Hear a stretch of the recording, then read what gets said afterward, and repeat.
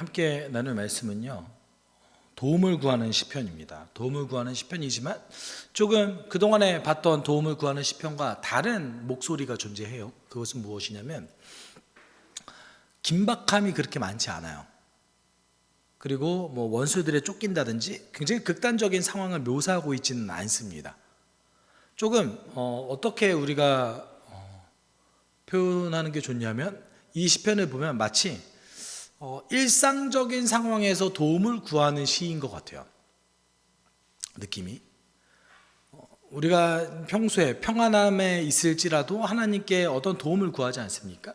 그렇듯이 자신의 일상적인 삶 속에서 도움을 구하는 시편인 것 같습니다. 그래서 시편 전체적인 구조로 봤을 때는 간청과 호소보다는 어떤 그 찬양과 감사가 더 많아요. 그리고 본인이 그동안 어떻게 하나님을 신뢰해 왔고 본인이 하나님을 어떻게 느껴왔는지에 대해서 고백하고 기록하고 있습니다. 마치 이런 것이죠. 그동안에 자신이 경험했던 그 하나님에 비추어 봐서 그 하나님께 다시 한번 도움을 구하는, 조금 뭐랄까요, 인생의 긴 호흡을 가지고 하나님께 도움을 구하는 시편입니다. 그 전까지 우리가 봤던 시편 가운데서는 매우 긴박한 호소를 하나님께 드리는 시편들이 꽤 있었죠. 그렇지만 오늘 시편은 그렇지 않습니다. 긴 호흡으로 하나님께 계속되는 신뢰를 인생 가운데 드리는 것이 오늘 시편 가운데 드러나고 있습니다. 그래서 1절에 이렇게 얘기하고 있죠. 주님, 내가 주님께로 피합니다. 보호하여 주시고 수치를 당하는 일이 없게 해 주십시오. 두 가지를 요구했어요. 하나는 보호해 주세요, 또 하나는 수치를 당하지 않게 해주세요. 이렇게 고백하고 있습니다. 그러면 여러분, 하나님의 보호하심과 수치를 당하지 않는 것, 이것이 도대체 무엇을 뜻할까요? 보통 우리가 뒤에도 좀 더 자세히 나눌 거지만 수치를 당한다는 것은 어떤 의미를 가지고 있죠? 뭐 수치를 당한다, 모욕을 당한다, 좀 비슷한 것 같아요. 근데 여러분은 어느 때에 수치를 당하는 것 같고 어느 때에 모욕을 당하는 것 같습니까? 보통 우리가 일반적인 정의로 봤을 때는, 일반적으로 우리가 받아들일 때는 수치를 당한다 이러면 좀 부당한 일을 당할 때, 아니면 굉장히 사람이 많은 곳에서 내가 부끄러운 일을 당했을 때에 수치를 당한다, 아니면 내가 그동안 전혀 상상하지 못했던 취급을 당한다, 뭐 요럴 때의 수치를 좀 느끼는 것 같아요. 그리고 이 모욕을 당하거나 수치를 당하는 일을 사람들은 굉장히 싫어하죠. 좋아하는 사람은 뭐 당연히 없겠지만, 저는 뭐 개인적으로 제가 유학생활 도중에 인종차별을 크게 당한 일은 없습니다. 네, 제가 뭐 미국에서 좀 차별당하지 않을 만한 얼굴이었나 봐요. 그래서 저는 이렇게 크게 인종차별을 당하거나 이랬던 느낌은 없는 것 같아요. 그래도 좀 이제 그나마 좀 이제 기분 나쁘게 할 때가 언제냐면, 뭐 의도적으로 저한테 일부러 빠르게 얘기한다든지, 제가 영어를 잘 못하는 걸 알고, 네, 정말 알아듣지 못하게 엄청 빠르게 막 얘기한다든지, 제 발음을 문제 삼아서 뻔히 다른 얘기를 한다든지. 제가 맥도날드 가가지고 그때 이제 P랑 F 발음이 헷갈려가지고 Can I get a pork? 이랬거든요. 그러니까 이제 그 친구가 We don't have pork 이러는 거예요. 그래서 그럼 내가 맥도날드 와서 돼지 달라고 했겠냐? 속으로 막, 야, 그럼 내가 맥도날드까지 와가지고 돼지를 달랬겠어? 당연히 포크지! 라고 말하려다가 용기가 없어서 그냥 fork 이랬어요. 그냥 뭐 그런 좀 약간 짓궂은 친구들이 있긴 하지만, 뭐 대놓고 차별하거나 이런 거는 뭐 생각보다 쉽게 발견되지는 않습니다. 그런데 이제 뭐 미국 생활을 오래 해오신 분들 같은 경우는 차별을 당하는 경우가 있죠. 특별히는 그 흑인들이 오히려 차별을 더 많이 하거든요, 동양인들에 대해서. 그랬을 때는 조금 지나가다가 괜히 막 해코지하는 것 같고, 막 너무 싫잖아요. 나한테 괜히 뭐라고 하는 것 같고, 가뜩이나 여기 그 이방 사회에 있는데 사람이 굉장히 방어적으로 변하고 그 차별에 대해서, 인종 차별에 대해서 굉장히 모욕적으로 받아들이고 수치로 받아들입니다. 왜냐하면 보통 차별은 약자들에게 하잖아요. 근데 이제 그 한인 사회에서 흑인들에게 차별받는 거를 너무 더 싫어하는 이유는 자기가 볼 때는 쟤네들보다 낫다 이거예요. 자기가 나는 흑인들보다 나은 것 같은데 쟤들이 왜 나를 무시하지?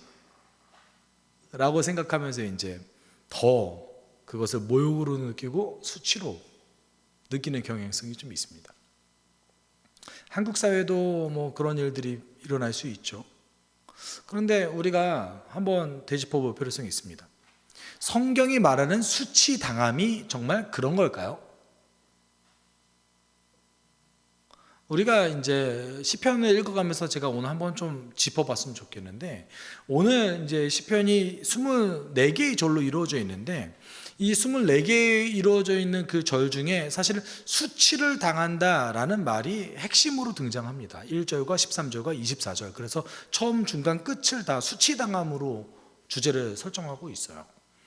그런데 우리가 시편을 그동안 읽어오면서 보면 원수들이 우리에게 모욕을 줍니다. 우리에게 수치를 줍니다. 제가 수치를 당하게 수치 당하지 않게 해주세요. 이런 간청 많이 있잖아요. 그리고 반대로 우리에게 모욕을 주는 저 사람이 모욕당하게 해주세요. 이것도 역시 오늘 본문 속에서 둘 다 등장합니다. 그러면 성경적으로 봤을 때 수치를 당한다는 것은 어떤 걸 뜻할까요? 오늘 좀 이거를 좀 고민해 볼 필요성이 있습니다. 어쨌든 이 시편 기자는 그렇지만 이 1절만 놓고 보면 지금 상황이 급박한지 안 급한 건지 잘 모르잖아요. 그런데 한 가지 이제 발견할 수 있는 코드가 좀 있는데, 우리가 급박한 상황 속에서는 보호해달라는 말과 수치를 당하지 않게 해주세요 이런 말 안 써요. 보통 어떻게 쓸까요? 여러분 굉장히 위급해요. 어떤 말 쓰세요? 살려주세요. 저 구해주세요. 이런 말이 먼저 나오죠. 좀 어떤 걸 뜻할까요? 좀 덜 힘들어요. 아니면 그냥 일반 상태입니다. 2절과 3절을 보면 좀 더 명확하게 드러나는데, 주님은 의로우시니 나를 도우시고 건져 주십시오. 나에게로 귀를 기울이시고 나를 구원해 주십시오. 주님은 나의 반석, 나의 요새시니 주님은 내가 어느 때나 찾아가서 숨을 반석이 되어주시고 나를 구원하는 견고한 요새가 되어주십시오. 이 말이 하나님께 요청하고 간청하는 것 같지만 동시에 본인이 평소에 이렇게 하나님을 생각하고 있다라는 것을 보여주고 있기도 하죠. 그래서 6절에 이렇게 얘기해요. 나는 태어날 때부터 주님을 의지했습니다. 세상에 이런 사람이 있을까요? 네. 어머니 뱃속에서 나올 때에 나를 받아주시는 분도 바로 주님이셨기에 내가 늘 주님을 찬양합니다. 제가 자신이 아주 오래전부터 하나님을 의지하면서 살아왔다는 것을 얘기하고 있습니다. 하나님은 나의 보호자셨습니다. 하나님은 나의 피난처셨습니다. 라고 이렇게 고백해요. 여러분 보통 우리가 이런 고백을 여러분이 자주 하시는지는 모르겠지만 하나님이 우리의 피난처입니다. 우리의 도움입니다. 나의 요새입니다. 라는 고백은 우리도 종종 하죠. 우리가 하나님을 의지합니다. 의지하지 않는다 할지라도 그렇게 고백할 때가 많죠. 의식적으로라도. 근데 오늘 시편 기자의 정말 본질적인 두려움은 무엇이었는지 우리가 좀 고민해 볼 필요성이 있어요. 앞서 제가 말씀드렸듯이 수치와 관련이 되어 있습니다. 그래서 자신이 정말 걱정하는 것을 이제 드러내는데 9절에 이렇게 얘기해요. 내가 늙더라도 나를 내치지 마시고 내가 쇠약하더라도 나를 버리지 마십시오. 여러분 이게 좀 이상하지 않아요? 하나님이 내가 늙었다고 왜 버려요? 내가 쇠약해진다고 하나님께서 왜 나를 버립니까? 이거를 조금 더 이제 정확하게 직역한다면 나의 늙을 때에, 내 힘이 떨어졌을 때에를 뜻합니다. 그러니까 이게 조건절인데 사실 조건절이 아니에요. 언제 나를 내치지 마십시오. 언제 나를 버리지 마십시오. 이런 뜻이에요. 그러니까 내가 늙더라도 라는 것은 잘못된 번역입니다. 그러니까 내가 늙었을 때에 나를 버리지 마십시오. 그러니까 하나님께서는 늙었다고 사람을 버리지 않잖아요. 힘이 떨어진다고 사람을 버리지 않잖아요. 그렇지만 이 시편 기자가 정말 두려워하는 것이 무엇이에요? 자신이 힘이 떨어졌을 때, 자신이 늙었을 때에 어떤 일을 당할까 봐 좀 두려워하고 있는 거예요. 근데 그 두려움이 뭐냐면 10절에 등장합니다. 10절에 이렇게 얘기해요. 내 원수들이 나를 헐뜯고 내 생명을 노리는 자들이 나를 해치려고 음모를 꾸밉니다. 10절에서 뭐가 한마디가 생략됐습니다. 접속사 왜냐하면이 생략됐어요. 그렇다면 9절에서 자신이 제가 늙을 때에, 제가 힘이 없을 때에 하나님 저를 버리지 말아주세요. 왜냐하면, 그리고 10절 말씀인 거죠. 원수들이 저를 여태까지 계속 헐뜯어 왔습니다.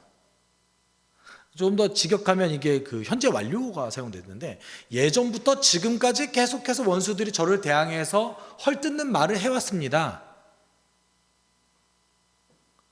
그리고 이제 내 생명을 노리는 자들이, 이게 조금 더 직역하면 나의 삶을 계속해서 지켜보고 있는 그들이 나를 해치려고 음모를 꾸밉니다.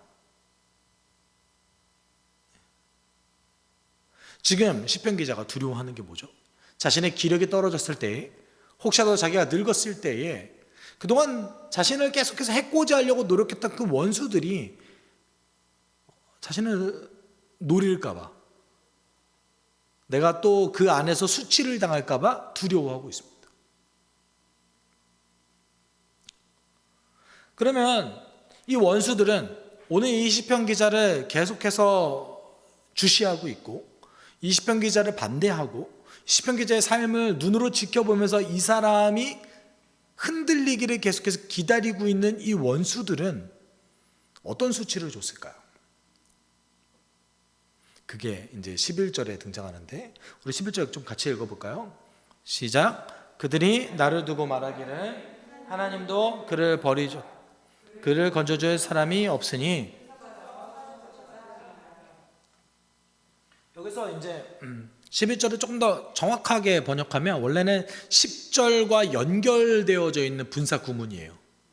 그래서 어떤 식으로 이제 원래는 직역해야 되냐면, 말하기를, 그러니까 10절에 그들이 저를 어떻게 하려고 계속 지켜보고 있고 저를 반대합니다. 저를 반대하는, 모욕하는 말을 계속합니다. 어떻게 말하냐면요, 하나님도 그를 버렸다, 그를 건져줄 사람이 없으니 쫓아가서 사로잡자 라고 말하면서 저를 계속 노리고 있습니다. 하나님, 제가 지금은 힘이 있어서, 그리고 제가 기력이 있어서 그들을 쫓아낼 수 있지만, 그들의 그 음모와 말들을 버텨낼 힘이 있지만, 내가 기력이 없을 때에, 내 힘이 다 떨어졌을 때에, 그때에 그들의 말 속에서도 요동하지 않고 수치를 당하지 않게 저를 좀 도와주십시오. 오늘 시편 기자가 두려워하고 정말로 요구했던 것이 이거예요. 지금 현재의 일이 아닌 거죠. 지금 현재 일이 아니에요. 본인의 기력이 완전히 떨어졌을 때에 혹시라도 그런 일이 벌어질까 봐 두려워하고 있습니다. 근데 여기도 마찬가지로 이 시편 기자가 두려워하는 것이 뭐예요? 수치당하는 것을 두려워하고 있습니다. 여러분, 제가 아까도 말씀드렸듯이 수치당하는 것이 도대체 무엇일까요? 오늘 시편 기자가 얘기하는 수치당함이 도대체 뭘 얘기하는 걸까요? 13절에도 역시 동시에 이렇게 얘기해요. 그래서 수치당하는 것이 두려우니까 반대로 나를 공격하는 사람이 수치당하게 해주세요 라면서 이제 하나님께 간청합니다. 그래서 나를 고발하는 자들이 부끄러움을 당하고 흔적도 없이 사라지게 해주십시오. 나를 음해하는 자들이 모욕과 수치를 당하게 해주십시오. 오늘 시편 기자가 얘기하고 있는 이 수치당함, 여러분, 우리는 보통 수치당한다는 것은 공개적으로 어떤 부끄러운 일을 당한다든지, 내가 정말 그런 취급을 받아서는 안 되는데 어떤 부당한 취급을 당한다든지, 부끄러운 일을 당한다든지, 이런 일을 보통 얘기합니다. 그래서 우리가 수치심을 느낄 때가 아주 부당한 일을 당했을 때라든지, 조금 굉장히 나의 트라우마를 건든다든지, 아니면 나의 그 가족들이나 주변 친지가 있음에도 불구하고 내가 부당한 대우를 받았다든지, 우리가 갖가지 상황들이 있을 수 있겠죠. 오늘 시편 기자가 얘기하고 있는 수치당함이 무엇일까요? 여러분, 지금 이렇게 제가 보편적으로 얘기하는 수치당함이 정말 시편 기자가 얘기하는 수치당함일까요? 우리가 그러면 그리스도인이 당하는 수치, 내가 하나님 제가 수치당하지 않게 도와주세요라고 얘기했던 그리스도인으로서의 수치는 도대체 뭘 얘기하는 걸까요? 우리는 예수님의 말씀과 사도들의 그 행동들을 한번 좀 주목해 볼 필요성이 있습니다. 예수님이 요한복음 16장 33절에서 이렇게 얘기했어요. 너희는 세상에 환난을 당할 것이다. 세상에서 환난을 당할 것이다. 그러나 용기를 내어라. 내가 세상을 이겼다. 그리고 예수님은 공개적으로 모욕을 당하시고 수치를 당하셨죠. 그러면 우리는 이렇게 예수님께서 당하신 수치, 그리고 나중에 제자들도 겪어야 할 그 세상 속에서 당하는 부당함과 수치, 그 수치를 당하지 않게 해 주십시오라고 오늘 시편 기자가 얘기한 걸까요? 근데 예수님께서 단정적으로 얘기하셨어요. 너희가 나의 제자라면 너희가 세상 속에서 환난을 당할 것이다. 그래서 좀 담대했으면 좋겠어. 왜냐하면 내가 세상을 이겼거든. 근데 이런 수치가 아닌 것 같아요. 보면 제자들도 성전에서 많은 사람들 앞에서 매맞고 수치를 당했습니다. 근데 그 제자들의 행동이 좀 묘하죠. 사도행전 5장 41절에 이렇게 기록하고 있습니다. 사도들은 예수의 이름 때문에 모욕을 당할 수 있는 자격을 얻게 된 것을 기뻐하면서 공의회에서 물러나왔다. 근데 오늘 사도행전에서 5장 41절 분명히 얘기하고 있어요. 사도들이 지금 예수의 이름 때문에 뭘 당했대요? 모욕을 당했대요. 공개적으로 모든 사람들 앞에서 매를 맞고 모욕을 당했는데 그거 보고 기뻐한대요. 그러면 오늘 본문 속에서 얘기하는 수치당한다라는 것은 분명 이런 부분은 아닐 겁니다. 그리스도인으로서 수치당하면 이걸 두려워하는 것이 아니에요. 오히려 예수께서는 그거 두려워하지 말아라. 너희가 당연히 세상 속에서 수치를 당하고 모욕을 당할 것이다. 이방인들에게 끌려갈 것이고 그리고 많은 권력자들 앞에서 서게 될 것이다 라고 제자들에게 말씀하셨고 예고하셨고 그대로 되었습니다. 사도 바울도 많은 사람들 앞에서 모욕을 당하고 수치를 당하고 권력자들 앞에 서서 정말 비굴하게 자신의 그런 신앙을 간증을 3번이나 했습니다. 여러분, 우리가 굉장히 담대해 보이고 우리가 아주 변증가처럼 보이는 그 사도행전에 등장하는 바울의 3번의 변론은 어떻게 보면 수치를 당하는 과정 가운데 하나일 수도 있습니다. 바울은 유명한 바리새인이었고요. 교회의 지도자였고 그리고 어딜 가서 그렇게 억울한 일을 그렇게 크게 당할 만한 사람이 아니었습니다. 그리스도를 믿지 않았다면요. 로마 시민권자이기도 했습니다. 그런데 그가 부당하게 재판을 받고 자신의 신앙을 간증할 수밖에 없는 상황에 처해진 거죠. 그 바울의 어떤 고백은 어떻게 보면 나도 정당한 종교를 가지고 있는 종교인입니다 라고 항변하는 거일 수도 있어요. 왜냐하면 로마 제국은 무신론자를 심판했거든요. 나도 당신들이 믿는 신 중에 하나를 믿는 것처럼 당신들이 신을 믿는 것처럼 나도 예수라는 신을 믿고 있습니다. 이렇게 항변하는 거일 수도 있습니다. 내가 사형당할 일이 아니에요. 지금 나는 무신론자가 아니거든요. 바울도 많은 사람들 앞에서 모욕을 당했습니다. 그럼 과연 오늘 시편 기자가 얘기하는 수치당함, 모욕당함이 그런 걸까요? 우린 요 말을 주목해 봐야 됩니다. 11절에 이렇게 얘기하고 있어요. 시편 기자를 모욕하고 시편 기자를 계속해서 압박하는 자들이 지금 뭐라고 얘기하고 있습니까? 하나님도 그를 버렸다. 그를 건져줄 사람이 없으니 쫓아가서 사로잡자. 다르게 얘기하면 어떻게 모욕하려고 하는 거야? 쟤 하는 거 보니까 하나님이 쟤를 버린 것 같아. 이제 끝났어. 쟤는 이제 뭐 전혀 구별되지 않아. 전혀 하나님을 섬기는 애 같지 않아. 또는 하나님을 믿는 자로서의 열매가 없어. 쟤의 삶을 봐. 이제는 우리가 공격을 해도 하나님이 쟤를 보호하지 않을 거야 라는 취급을 받는 게 수치인 거예요. 우리가 이거를 좀 성경적으로 얘기하면 구별되지 않는 것을 얘기하는 거죠. 여러분, 이스라엘 백성들은 가장 심한 욕이라고 생각했던 것, 이스라엘 백성들이 제일 싫어하는 욕이 뭐였냐면 저 할례받지 못한 자와 같은 자. 이 말이 무엇입니까? 저 이방인 같은 놈, 이거예요. 저 이방인 같은 놈. 이게 이스라엘 백성들이 가장 싫어하는 말이거든요.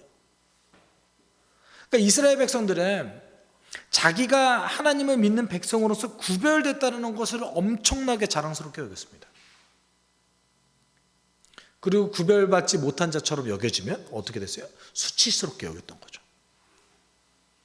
그러니까 이제 오늘 시편 기자의 그 뉘앙스를 좀 살펴봐야 되는데, 원수가 마치 쟤는 하나님 안 믿는 애 같아, 하나님의 백성이 아닌 것 같아, 하나님을 멀리 떠난 애 같아, 또는 하나님이 보호하지 않는 애인 것 같아 라고 말을 듣는 것을 아주 수치스럽게 생각했다는 거예요. 그렇다면 우리가 지금 이것을 현대로 좀 가져와서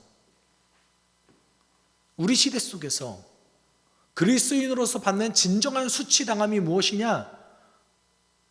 그리스도가 없는 것처럼 살아가는 것인 거죠. 예수 믿지 않는 자와 같은 취급을 받는 것,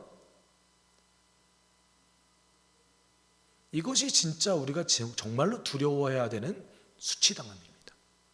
제자들은 오히려 예수를 믿는 것 때문에 받는 고난은 기뻐했습니다. 왜냐하면 그 고난 자체가 뭐였던 거예요? 내가 예수 믿기 때문에 받는 거잖아요. 내가 예수를 믿고 열매를 맺고 있다는 증거인 거예요, 사도들이 봤을 때는. 근데 그리스도인들이 가장 두려워했던 것이 무엇입니까? 내가 이방인 같은 것, 예수 믿지 않는 자와 같은 취급을 받는 것, 이것을 죽기보다 두려워했습니다.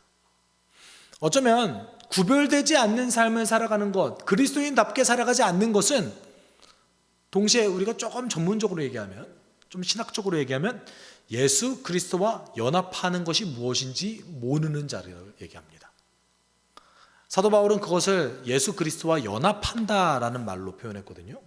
여러분, 좀 이상하죠? 예수 그리스도와 연합한다 라는 말이 어떤 말입니까?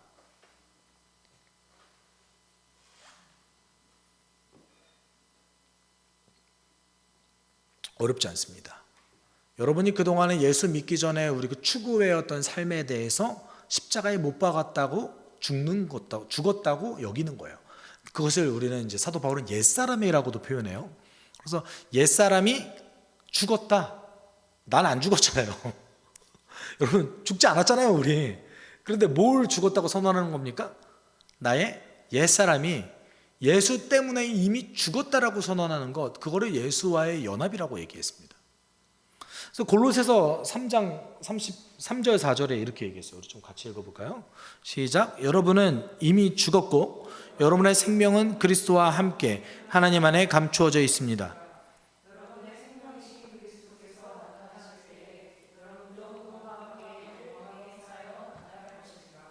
사도 바울이 그리스도와의 연합을 얘기할 때는 항상 그 앞에 언급되는 것이 있어요. 뭐냐면 종류가 좀 여러 가지 있는데 다 동일합니다. 옛사람을 벗어버린다, 또는 육체를 따라 살아가지 마십시오, 세상을 따라 살아가지 마십시오. 뭘 강조하는 거죠? 그리스도와의 연합은 그리스도인으로서의 구별됨을 강조하고 있는 겁니다. 이것을 조금 더 쉽게 표현한 로마서 6장 11절에서는 이렇게 얘기했어요. 이와 같이 여러분도 죄에 대해서는 죽은 사람이요 하나님을 위해서는 그리스도 예수 안에서 살고 있는 사람이라는 것을 알아야 합니다. 이것도 역시 그리스도 안의 연합을 얘기할 때 쓰인 구절입니다. 무엇입니까? 내가 죄에 대해서 죽었습니다. 여러분, 우리의 진정한 수치가 무엇입니까? 내가 죄에 대해서 죽은 줄 모르고 아직도 죄 속에 사는 거예요. 여러분, 우리가 굉장히 모순된 언어를 항상 사용해요. 우리 죄인이잖아요. 근데 동시에 의인이에요. 죄를 안 지을 수 없는 존재로서 우리는 죄인입니다. 근데 그렇기 때문에 예수가 오셨어요. 그러니까 우리가 죄인이라는 것을 발견할 때마다, 내가 하나님 앞에서 죄를 회복을 위해서 죄 회개를 할 때마다, 죄 용서에 대한 죄 용서를 위해서 죄 고백을 할 때마다 우리는 우리의 이 옛사람이 이미 십자가의 못을 박혔다라는 것, 그리고 내가 그것 때문에 구별된 삶을 살아가야 된다는 것을 인식하고 살아가야 된다는 것이죠. 우리는 죄인이지만 성경 속에서 등장한 성도들의 삶의 모습은 구별된 삶이었습니다. 그들은 치열하게 노력하며 자신의 옛사람을 십자가에 못 박기 위해서, 그리스도와 연합하기 위해서 노력했습니다. 옛사람에서는 죽고 새 사람에 대해서는 사는, 정말 우리가 두려워해야 될 것이 무엇입니까? 우리가 예수 믿지 않는 자와 동일하게 취급받는 것을 두려워해야 됩니다.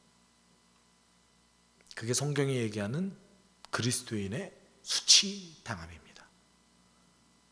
여러분, 사단은 우리를 계속해서 모욕을 주고 수치를 주려고 노력하고 있습니다. 야, 너도 세상 사람과 다르지 않아. 너 별 차이 없어. 너가 뭐 별 수 있겠어? 여러분, 이런 내면의 소리를 들을 때마다 극렬하게 저항하셔야 됩니다. 왜냐면요, 다른 게 있거든요. 뭐가 다른 게 있습니까? 그런 내면의 소리를 들을 때마다, 아니, 나는 예수가 준 생명이 있어. 나는 다른 삶을 살고 있어. 나는 새 사람을 살고 있어. 나는 세상에 썩어질 가치를 따라서 살아가는 자가 아니라 예수가 못 맞춰서 예수의 모든 핏값으로 산 새 사람이야. 그렇기 때문에 난 그리스도와 연합한 자야. 극렬하게 저항하면서 내가 그리스도인의 수치를 당하지 않게 주님 도와주십시오. 제가 동일한 취급받는 것이 두렵습니다. 오히려 그리스도 때문에 모욕당하고 고난당하는 것을 즐거워하게 하십시오. 그것이 낫습니다. 제가 저들과 동일한 취급을 받는 것보다 그것이 낫습니다. 여러분, 우리는 다른 존재입니다. 우리는 그리스도 때문에 살은 자, 그리스도의 생명으로 지배받는 자, 그리스도와 연합한 자입니다. 우리가 지금 함께 기도할 때는, 하나님, 사단이 나에게 계속해서 수치를 주고 모욕을 주려고 합니다. 너도 저들과 다르지 않아. 너도 저들과 다르지 않는 죄인일 뿐이야 라고 우리를 계속해서 무너뜨리려고 합니다. 그럴 때마다 우리가 담대하게 그 공격을 이기게 주님 도와주십시오. 나는 그리스도 때문에 살았어. 나는 예수 때문에 살은 새 생명을 받은 자야. 나는 구별됐어. 이런 고백을 날마다 드리며 우리의 삶이, 하나님, 난 구별됐습니다. 너무나도 구별되어서 그리스도께서 나를 보실 때마다 기뻐하는 그런 존재입니다. 우리가 이렇게 선포하며 함께 기도했으면 좋겠습니다. 사랑 많으신 하나님, 감사합니다. 우리가 진정으로 두려워야 될 것은, 하나님, 내가 옛사람에 사로잡혀